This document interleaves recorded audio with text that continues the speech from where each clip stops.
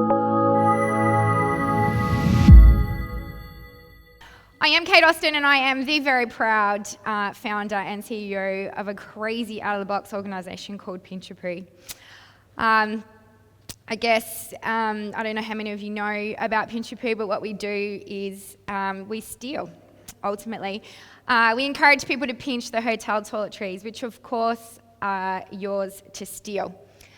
So these little bottles of magic here help us to provide for the 1 in 6 families in Australia that choose between food and hygiene in our supermarkets every single week, right the way around Australia.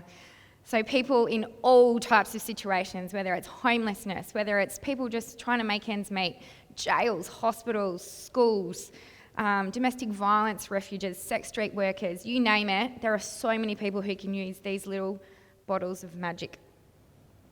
So for me, there's a bit of comic relief. There's a photo of me when I was 15. I like to think I've got better with age, but I'm not here for my concept. I'm here for my journey, and I think we're all here, all the speakers are here because of their journey to where they are now. My journey started in an interesting place when I was 15. So not much older than you, Campbell, which when I was looking at you before freaks me out when I think how grown up I was and I was just a baby. I was 15 and living in a pretty bad situation at home, so experiencing neglect and every type of abuse that there was, and kind of got used to it in a way. It became part of my life. But things started to escalate as I started to get stronger and more independent, and when I was 15, my dad finally snapped to a point where I nearly lost my life. He kicked me and broke several of my ribs. And as I was scurrying down a very long hallway, what seemed like a never-ending hallway, to my bedroom so that I could get up on my bed to use my feet to kick him off, he picked up a cast iron chair. So for those of you who grew up in the 80s, and there's probably not that many of you in the room, everybody had the cast iron desk chairs. So he picked up the cast iron desk chair and held it above my head, and went to put it through my head and missed my head by a couple of centimetres. My brother ran in, grabbed the chair out of his hand just in the nick of time. He'd heard me screaming from in the backyard. So in that moment, I knew that I'd been spared and I needed to run. So the interesting thing about that moment is, what do you take? What do you take from your house? Think about it, Campbell. You've got to go all of a sudden and you're that old. So at the time, things that were really important to me, like my CDs, we used to buy CDs, right? It's what used to happen. Clothes, my diaries, my surfing pictures hung up on my wall, all the things that I thought were really important to me turned out to be nothing. They were just things. And the first thing I did is I ran into my bathroom and I grabbed my toothbrush. And at the time, I thought it was such a weird thing to do, and I had no idea where I was going. I spent 2 years homeless following this, sleeping couch surfing from different houses and friends trying to stay at school. But I took my toothbrush, the instinct kicked in, and I knew at the other end, wherever that was to be, that I would at least be able to brush my teeth and feel semi-decent about myself. So pretty tough times followed that, and a bit like you, Dan, I went through suicide attempts, self-harming, anxiety, fear, depression, hallucinations, you name it. I was in the worst space, and for anyone in the room, you will understand that anxiety and depression is like cancer of your brain. You just can't shake it, no matter how hard you try, and it's debilitating beyond belief. I got to a point where I would sit in the corner of a room and watch the second hands on my clock get to 12, and every time I knew that they'd got to 12, I'd survived another minute without reaching for something sharp or seeing something that wasn't really happening. So I was in a pretty bad place. But where I'm going with this is, this was also the place that I found my destiny. So always have your eyes open, because that journey starts sometimes in the most unlikely of places. So having a shower one night, bear the visual, sorry, and I had recently stayed in a hotel and pinched my shampoo, right, as many of us do, and stash in our cupboards, and we don't know what to do with it. So I was washing my hair in a daze, because that's what I did. I just dazed. I couldn't even look at my son at the time, who was 1, which is terrible. And I was washing my hair, and all of a sudden, people describe light bulb moments, right? And I would always be like, whatever. But literally, a lightning bolt went straight through my core, and I realised what had happened to me had happened. My destiny was born in that exact moment. And so I thought to myself, I wonder how many people could use these little bottles of shampoo, right? Because when you're in transitional situations, you can't strap a bathroom cupboard to your back. You have to have little things that you can take. And I thought to myself, I could have used them when I was in that situation. What about if we started to get people to collect them? And we just got enough maybe to, offer to a local shelter, or, we'll just see how we go.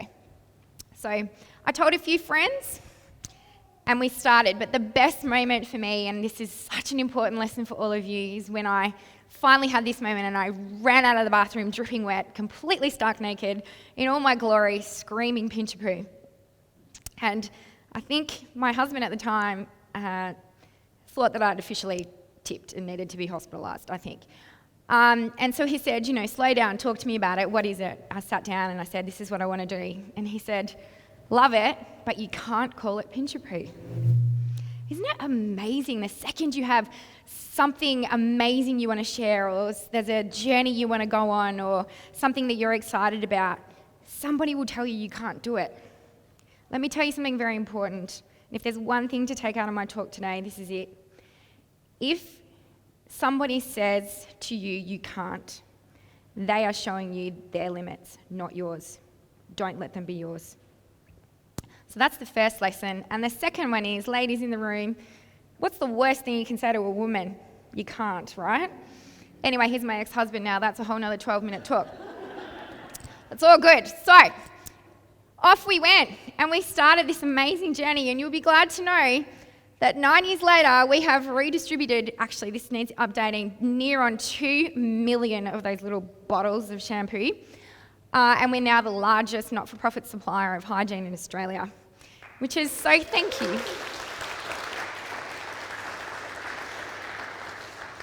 Thank you. It's something to be very proud of, and it hasn't all been me. We work with an amazing group of people who are so passionate about what we do.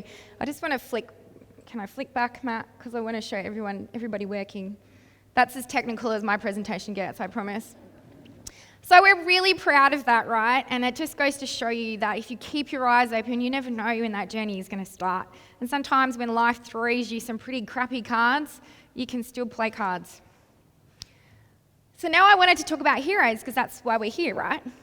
So for me, Matt and I have been kind of talking for a couple of years now, and we've had some pretty somewhat heated discussions about what a hero is. And I love that every one of the speakers has their own take on that. Mine's probably a bit more generic in that I grew up watching superhero movies like we all do, and they're always saving the world from infinite doom, like single-handedly, right? Like there's Superman on top of the world, he saved the whole world. What about we break that down?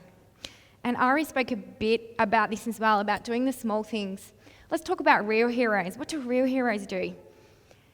If I had $1 for every time someone had said to me, love your concept, Kate, but you can't save the world with shampoo, right?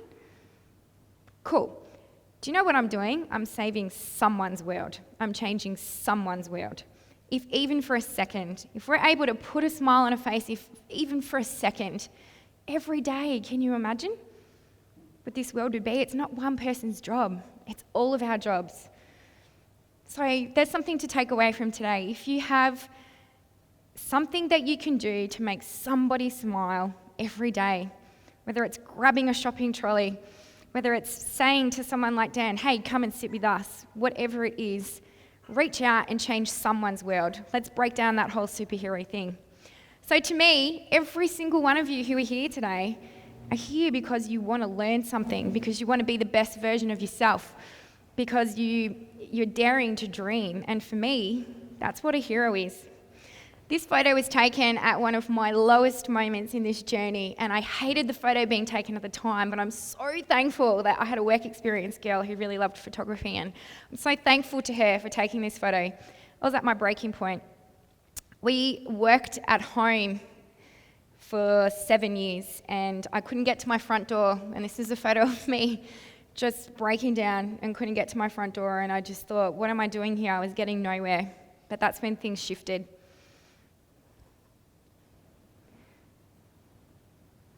So for me, my journey started with a toothbrush. Wouldn't really be the type of thing that you would expect a journey to start from, but keep your eyes open. Look for that moment where your life will shift, and hopefully you can take something from all of us today and go away and make your journey happen. Thank you so much to Matt and for everybody for what they do in this thing. I think it's amazing to have access to real people doing real things, and it's really an honour to be part of it. So thank you so much.